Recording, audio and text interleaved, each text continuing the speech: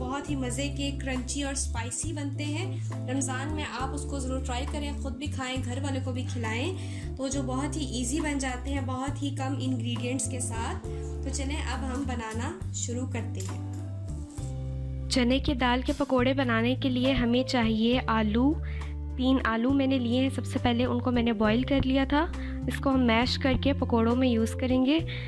चने की दाल ली है मैंने 2 कप। इसको मैंने सिंपल पानी में बॉईल कर लिया है। इसके बाद 4 मिर्चें ली हैं मैंने, सब्ज़ मिर्चें, लेकिन उनको मैंने बिल्कुल बारीक बारीक काट लिया है। जैसे पकोड़ों में आप मिर्चें डालते हैं बारीक काट के, वैसे ही। 1 मैंने बड़ा प्याज लिया है जिसको मैंने बारीक बारीक काट लिया है।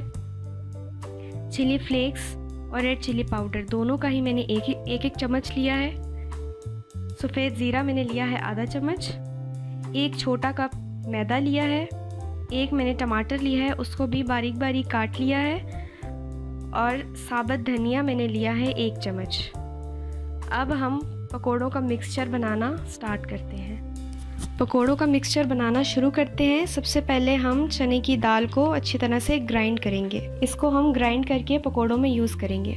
दाल मैंने ग्राइंड कर ली है, आप देख सकते हैं बहुत अच्छी तरह ये बिल्कुल इसका पेस्ट बन गया है। सिर्फ 3 से 4 चम्मच हमने इसमें पानी के डाले थे और इसको ग्राइंड कर लिया था। ये आलू को भी मैंने अच्छी तरह से मैश कर लिया था। अब मैं दाल के अंदर आलू को मिक्स कर रही हूँ। आलू डालने के बाद हम इसके अंदर बाकी के इंग्रेडिएंट्स ऐड करेंगे।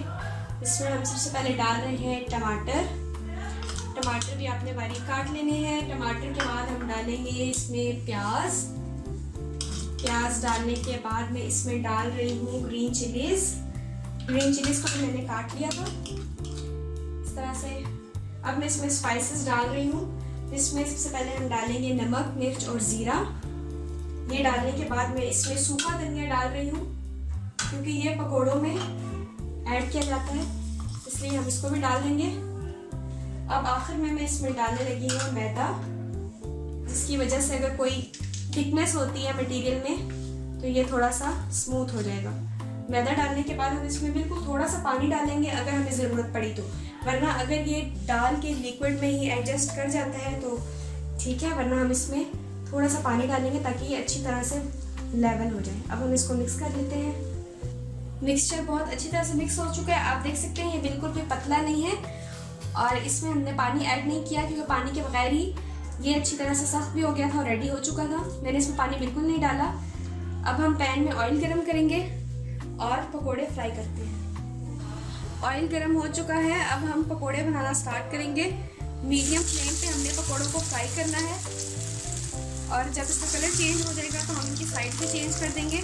बहुत ज़्यादा देर के लिए फ्राई नहीं करना क्योंकि दाल भी गली हुई थी और आलू भी बॉयल ही थे।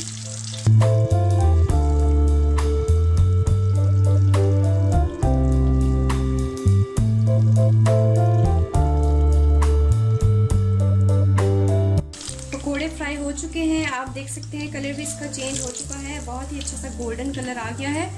अब हम इसको निकाल लेंगे। आप भी इसको रमज़ान में ज़रूर ट्राई करें, खाएं और घर वालों को भी लाजमी खिलाएं। मेरे चैनल को लाइक, शेयर, सब्सक्राइब करना ना भूलें और मुझे दें इजाज़त। अल्लाह हाफिज़।